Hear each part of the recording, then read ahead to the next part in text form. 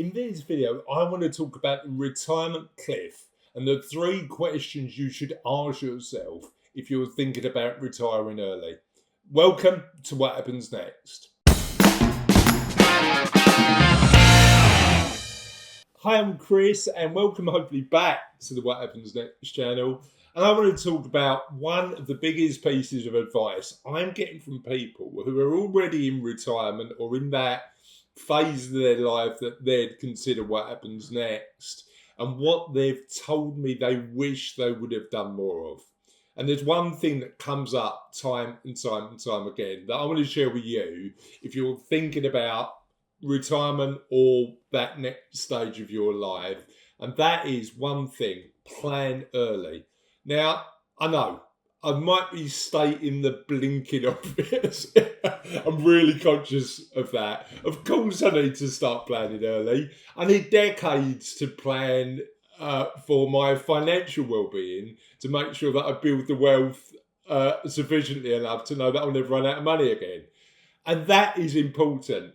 As a chartered financial planner and somebody who helps people with their plans towards retirement, I know how important it is to start that savings journey as early as you can, so that you've built enough wealth at a point where you're looking to retire or thinking about what happens next. That is important.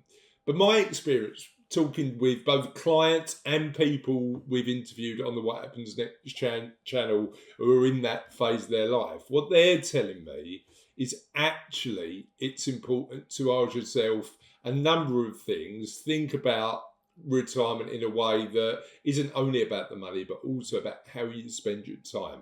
And what I'm going to share today is 3 questions that are really going to support your journey to making sure you're doing that well. But before I do, I want to ask a favour.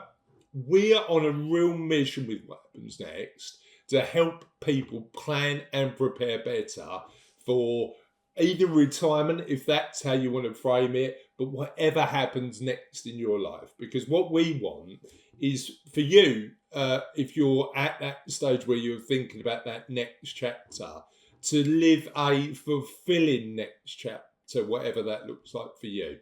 And that's why we think planning and preparing early is a really important thing to do. However, what you can do today to help us achieve our mission of helping more people is, if you can, like this video and subscribe to the channel. The more subscribers we get, the more we can share, and the better we can help people achieve their goals. However, I wanted today share 3 questions you should be asking yourself when you're thinking about what happens next, and what our clients and expert interviewees we've had on the channel have told us about what they should have asked themselves earlier. The first one is really simple. Who am I if I'm not this? Identity is such an interesting concept. And I know that when I look at my life, my identity is multifaceted. It's dad, it's business owner, it's advocate of kindness in life, it's author, it's a number of different things. However, at that stage where we're thinking about what happens next, some of those roles are taken away. If you're at a point where you're selling your business and you sell your business, you're not a business owner anymore. And for a lot of the business owners I know, a lot of their identity is wrapped up in owning a business, including mine.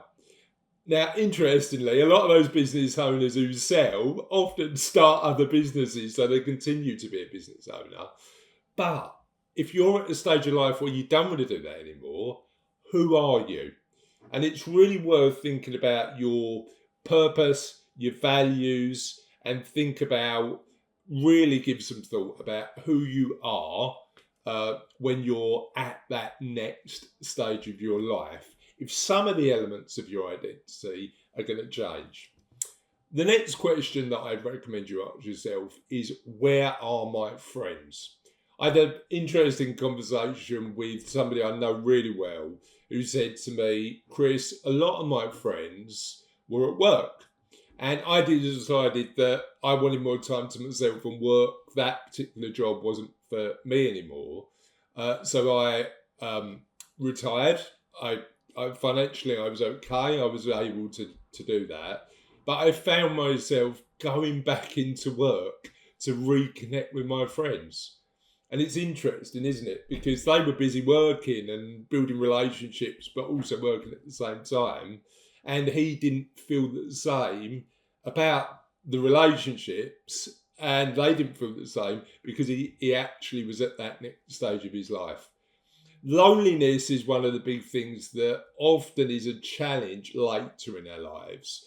But we can do something actively about that.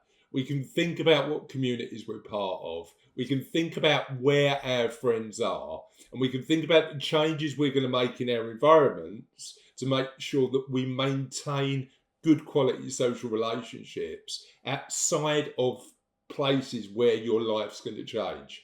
So if a lot of your friendships are at work, but you're not going to be at work as much, how do you build relationships outside of that environment? Now, building friendships takes time. I'm certainly been guilty over the years of having too many relationships at work and making an effort to build friendships outside of work. I know that can take years sometimes. So think about where your friends are. Think about how your environment might change in the future, and then just give some focus, effort, and attention to making sure that you've got some relationships outside of work that then can continue when you're not at work anymore. And then I suppose the other big question is, how long do I need to plan and prepare for what happens next? And it's interesting because I think we've all got different timescales when we think about what we need to do to plan and prepare for that next stage of our lives, be it retirement or whatever happens next. However, the biggest thing I want you to avoid is sailing into retirement without a clear plan on how you're going to spend your time, how you look at different aspects of your well-being in a more nuanced way. The money's one conversation, but the transition and thinking about purpose, identity, physical well-being, intellectual well-being, social well-being, all of those elements are really important as well. Now, the other thing to bear in mind when it comes to this is there's no definitive answer. But what I wanted to do is give you a starting point. And that starting point is an interview we did with a brilliant guy who's going through his own retirement journey, a guy called Damien Stankham. And the interview that I had with him, where he shared the concept of the 60 paydays rule, can be found there. If you click that video, you'll be able to watch it straight away. Hopefully that's useful. I will see you next time on What Happens Next. Have a lovely remainder of the day wherever you are in the world, and we'll speak to you soon. Bye.